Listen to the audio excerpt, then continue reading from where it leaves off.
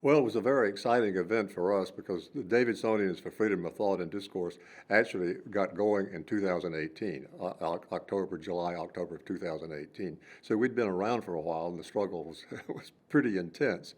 We became very concerned, a number of alumni, about the status of free expression on the Davidson campus, and there were other issues as well, lack of diversity of viewpoint.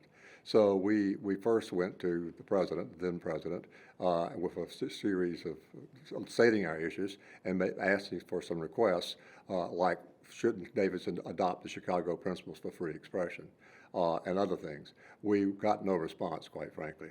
So we pedaled along for 2 years. It's an uphill battle when you start raising questions that people don't want to hear. And let's face it, most alumni really are not that engaged with their college, and they sort of really are many don't want to know if there's a problem. So you're not very popular when you start these organizations. So we had faced a fair amount of criticism. We were aware of that, but we persisted. And then, fortunately, ACTA, we connected with. We needed some facts. We were basically basing our argument there was a problem with freedom of expression and viewpoint diversity on anecdotes. So we first asked ACTA and another research firm to do a survey of our major donors at Davidson. What was their perceptions? Are there any real problems? Well, this was in October of 2021. Yes, they said yes, there are. There was a large body of donors who were dissatisfied with the direction the college was currently taking. We felt getting students was even more important. At that time, Davidson had not been in the FIRE, the Foundation for Individual Rights and Expression, had not been in the annual FIRE surveys. So we paid ourselves, but independently had commissioned a survey of Davidson students, just like the one that FIRE does. And then once again, ACTA stepped forward and did the research of the results and wrote the report.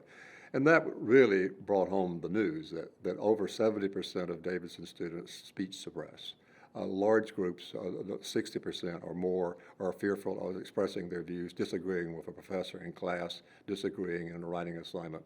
Most importantly of all, something over 70% are fearful of social media and what their peers, their students will do if they say anything that's out of line with the norm. So this was important news. We tried to get the college to look at it with not a great deal of success. And in the midst of that, then we had met up with the Princeton group, with other groups that ultimately formed AFSA, the Alumni Free Speech Alliance. And we were actually mentioned in a Wall Street Journal article, Davidsonians. So that was a nice break for us that we got some national attention. And people at Davidson began to take notice of us.